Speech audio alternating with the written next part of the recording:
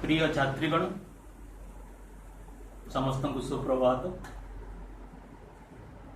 मु भलरे अच्छी आशा करुँची तुम्हें समस्ते भलरे थी। आज आम नवम श्रेणी साहित्य बहिर प्रथम कविता आलोचना करिबा। कवितार शीर्षक काहा मुख अनाई बंचिबी। कवि होचंती रीति जुगर अन्यतम श्रेष्ठ भक्त कवि भक्तचरण दास। कविंक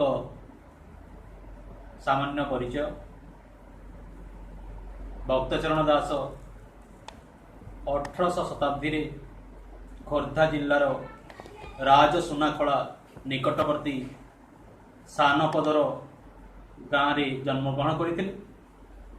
तांको पितृदत्त नाम थिला बैरागी चरण पट्टनायक। वैष्णव धर्म दीक्षा ग्रहण कला परे से निजकु भक्तचरण दास भाव परिचित करथिले।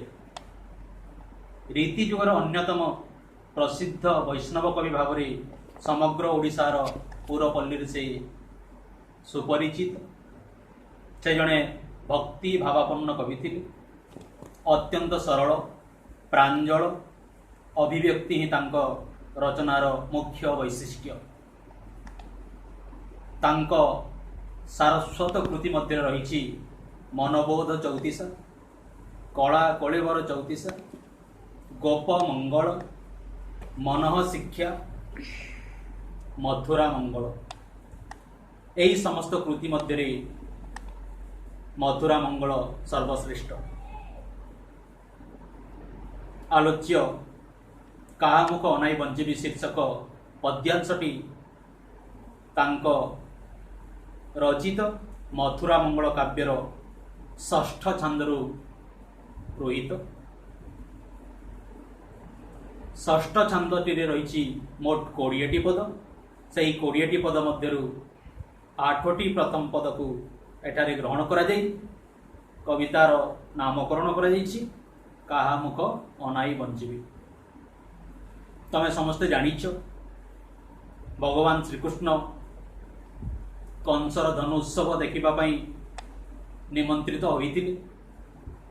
कंसरंकर चक्रांत रहितला ही महोत्सव पालन करिबारे, किंतु माता यशोदा मातृहृदय आशंकारे विचलित होइतिला। अत्यंत व्याकुल हो उठिथिला एवं तांकर सही बात्सल्य ममता को कवि एई कविता मध्यरे अत्यंत गभीर जीवंत भाव वर्णना करिसंती। कविंक भाषारे राग होची बराड़ी, बाहुरा बसंत ब्रत। अरे बाबू श्याम घन तू गले मधुभुवन, काहा मुख अनाई बंचिबी। हे दश दिग शून्य अथिर हेब जीवन, निशी दिवसरे झुरुथिबी रे जीवधन। जीवन बिहुने जन्हे झस, राजा बिने जन्हे ग्राम देशरे।